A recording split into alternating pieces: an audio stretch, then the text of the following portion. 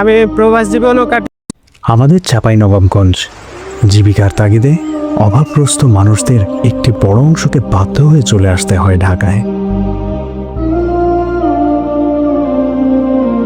আসসালামু আলাইকুম রহমতুল্লাহি ওয়া বারাকাতুহু। আমার নাম মোহাম্মদ সাদাত আলী। আমার বাড়ি চাঁপাইনবাবগঞ্জ গোবরাতলা। আমার বয়স 15, ক্লাস 6 পর্যন্ত লেখাপড়া করেছি, তারপর থেকে আর করতে পারি নাই।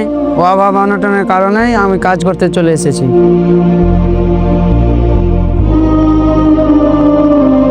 আসসালামু আলাইকুম, আমার বাড়ি হলো চাপাই। আমি রাজমিস্ত্রি কাজ করি। অভাবে পড়ে কাজ করতে হইতেছে।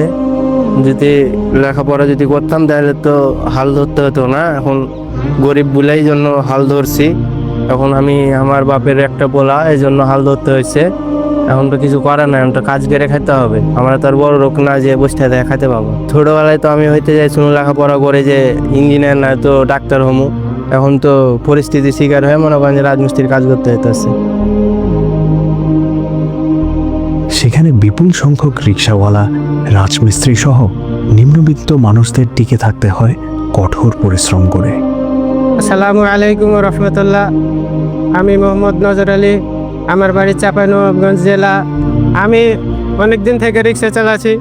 আমি প্রবাস জীবনও কাটিয়েছি, কিন্তু তারপরেও রিক্সা চালাই। আমি কঠোর পরিশ্রম করছি, কিন্তু আমি চাই না আমার ছেলেরা এই পরিশ্রম করুক। আমার ছেলে পড়াশোনা করছে, ফুটবলার হতে চায়।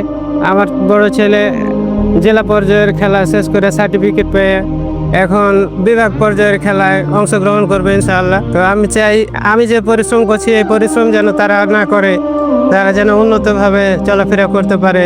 আল্লাহ যেন তাদেরকে তৌফিক দেয়। তাদের স্বপ্নগুলো অকালেই হেরে যায় অভাবের কাছে। তাদের জন্য আমরা চাই পরিবর্তন, গড়ে তুলতে চাই বৈষম্যহীন নতুন চাঁপাইনবাবগঞ্জ।